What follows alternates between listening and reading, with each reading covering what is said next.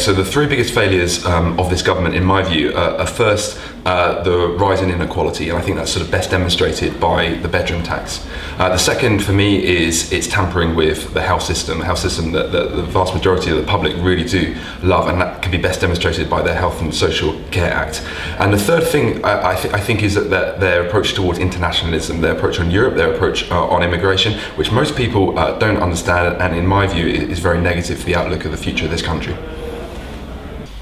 Well, there are a lot to choose from, but if I had to choose three, I'd say first of all, the years of lost economic growth that we had because of the austerity that the coalition government was determined to impose, which I think reflects their ideology of wanting a stronger state. Secondly, we're seeing the gap between the haves and the have-nots, the wealthy and the poor. We're seeing that gap widen, and that's taking the country in the wrong direction, and I think that's directly attributable to the coalition's austerity and to their policies. And thirdly, I'd say a failure by the coalition to get the regulation of the banking and financial services sector that we need to prevent another crash happening in the future as happened in 2008. So the one key message that comes up on the doorstep, regardless of the social demographic of the person that I'm talking to or the area in which I'm canvassing, is the issue of housing. So wherever you are in the housing market right now in Battersea, it's not working. If you're a council tenant, you're paying the highest rates in the country. If you're a renter, you've seen rents rise by over 20% in the last year or two. And if you're a home buyer in Battersea, you're subject to the highest levels of mortgage debt in the country. So if there's anything that we want to do is to build more housing. They'd like to see an end to the privatization of the National Health Service.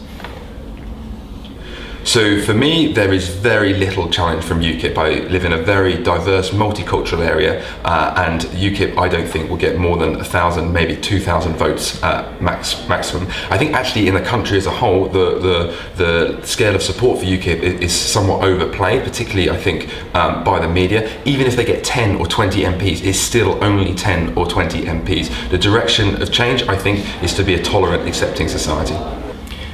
I'm taking that challenge head on, and I can tell you that my values are a million miles from the values that UKIP promotes. I think, first of all, to pull out of the European Union would be a very bad move in terms of the economy in Britain altogether and the economy in North East Somerset that I'm seeking to represent.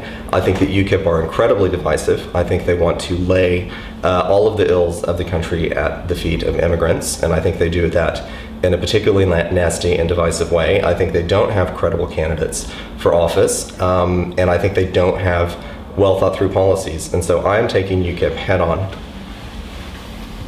So the EU and immigration does come up on the doorstep, but it doesn't come up that often. And I think that's just because of London and particularly Battersea, where I seek to represent. It's one of the youngest constituencies in the country. It's a very multicultural constituency, and I think people are very proud to be both Londoners, both British and European.